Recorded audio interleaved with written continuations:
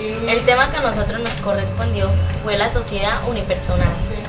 Nosotros entendemos por esto que la sociedad unipersonal está regulada por la ley LSRL, que es de sociedades de responsabilidad limitada, como modalidad de la SRL, sociedad de responsabilidad limitada, que puede tener uno o varios socios, la cual puede ser unipersonal o pluripersonal, no pudiendo extenderse a otros tipos sociales mercantiles, pues esto iría en contra de la naturaleza de estos, ya que requieren de muchos socios. La colectiva se trata de una sociedad externa que actúa y responde frente a terceros como una persona distinta a la de sus socios, que realiza actividades mercantiles o civiles bajo una razón social unificada, respondiendo los socios de las deudas que no pudieron cubrirse con el capital social.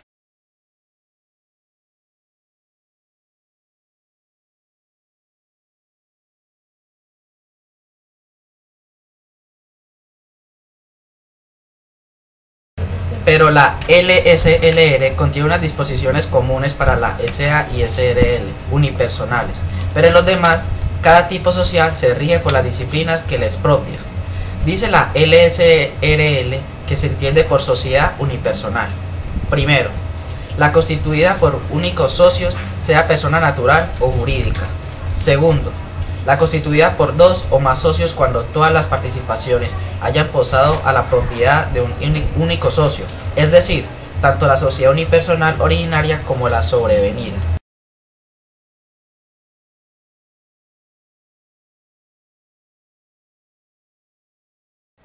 También tenemos que la sociedad unipersonal originaria va a tener su origen, no en un contrato plurilateral de organización como en las demás sociedades, sino en un negocio jurídico unilateral, el cual resulta de una sola declaración de voluntad y produce efectos independientemente de la aceptación ajena, reconocido expresamente por la ley, cuya esencia se encuentra en la declaración unilateral de voluntad de una persona, natural o jurídica, tendente tras el cumplimiento de las formalidades previstas por la ley, LSA o LSRL, al nacimiento de una sociedad con su personalidad jurídica.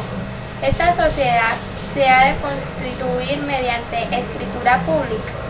Este es un documento público en el que se hace constar ante el notario público un determinado hecho, que adoptará la forma notaria de acta al no existir contrato de constitución de la sociedad unipersonal, que se inscribirá en el registro mercantil, debiendo aparecer tanto en la escritura como en la inscripción la identificación del socio único, pese a que las acciones pueden ser nominativas o al portador y sin perjuicio de las menciones que la LSA exige para la SA y la LSRL para la SRL, unipersonalidad.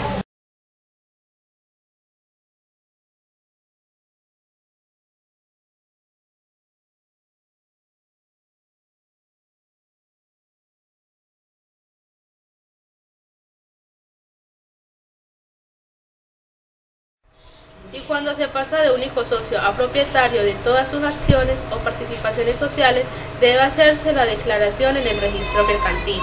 De no hacerlo, puede tener grandes consecuencias el socio. Después de 6 meses desde el momento de la adquisición, si no se realizó la debida inscripción, el socio único responderá por el personal, ilimitada y solidariamente de las deudas sociales contraídas durante el periodo de la unipersonalidad. El socio único no responderá por deudas contraídas con posterioridad.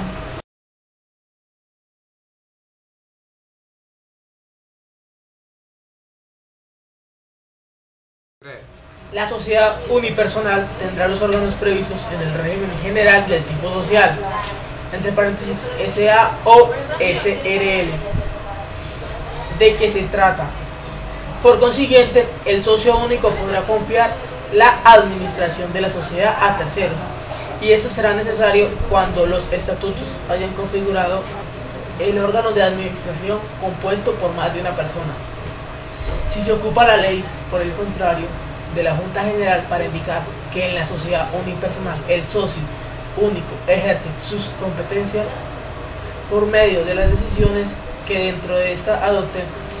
Evidentemente no se trata de acuerdos, sino de decisiones del socio que se equiparan a esos actos, que harán de consignarse en acta, bajo su firma o la de su representante, pudiendo ser ejecutadas y formalizadas por el propio socio o los administradores de la sociedad.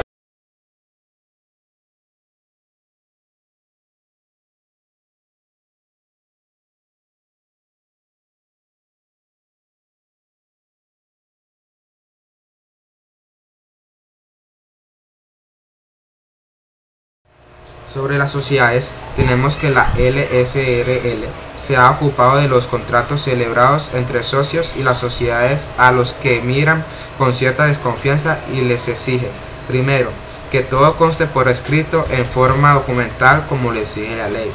Segundo, que se transcriba a un libro de registro de la sociedad que debe ser legalizado conforme a los libros de actas de las sociedades, pero que no se confundan con ellos, aun cuando no parecen haber inconveniente. Tercero, que la memoria anual se haga referencia expresa e individual estos contratos con indicación de la naturaleza y condiciones, dado que el cumplimiento conlleva a la insolencia del socio o de la sociedad, y los contratos no serán oponibles como le venía diciendo, pues que esto no venía a la masa de creadores.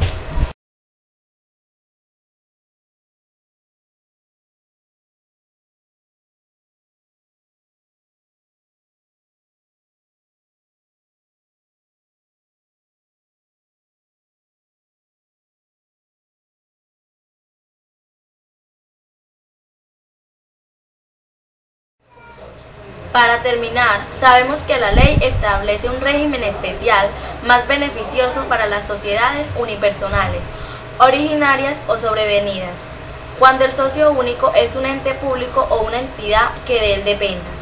Algunos ejemplos de esta pueden ser el Estado, comunidades autónomas o corporaciones locales, o de organismos o entidades de ellos dependientes.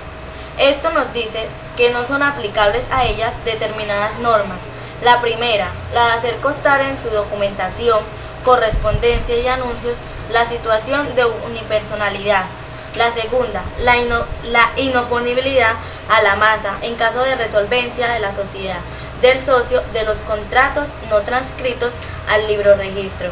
Tercero, la responsabilidad del socio único frente a la sociedad de las ventajas que haya obtenido de los contratos celebrado con esta en su perjuicio.